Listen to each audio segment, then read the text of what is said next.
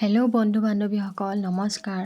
আজি আমাৰ ৰাতিৰ সাজত আছে লোকেল মুৰ্গী আৰু তাৰ বাবে মই পিঁয়াজ কাটি ল'লোঁ, ধুনীয়াকৈ সকলোখিনি ৰেডি কৰি ল'লোঁ। এয়া আলু আৰু মাংসখিনি আধা ঘণ্টা ধৰি মই মেৰিনেট কৰি ৰাখিছিলোঁ আৰু এতিয়া ষ্টাৰ্ট কৰোঁ ৰান্ধিবলৈ।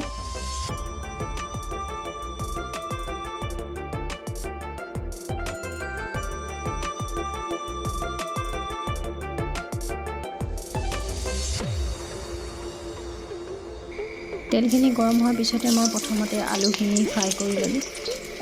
আলুখিনি ফ্ৰাই কৰি হোৱাৰ পিছত মই তেজপাত, লং, দালচেনি, ইলাইচি দি ল'লোঁ।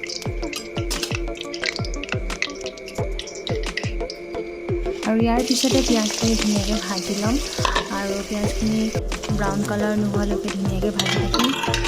আৰু তাৰপিছতে কেইটামান জলকীয়া ফালি লৈ দি দিলোঁ।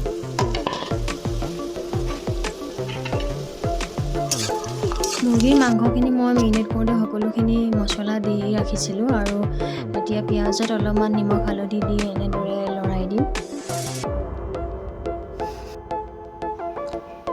আৰু এতিয়া মেৰিনেট কৰা মুৰ্গীৰ মাংসখিনি ইয়াত দি দিম আৰু ধুনীয়াকৈ ভাজি ল'ম। অলপমান সময় মাংসখিনি এনেদৰে ভাজি ল'ব লাগিব।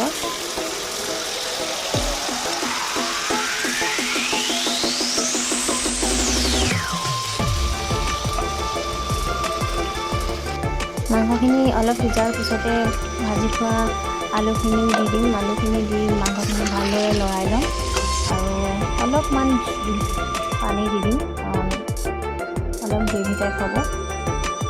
আৰু তাৰপিছতে গেছটো মিডিয়াম ফ্লেমত দি অলপ উতলিবৰ কাৰণে দি দিম। আৰু এয়া আমাৰ মাংস ৰেডি হৈ গ'ল।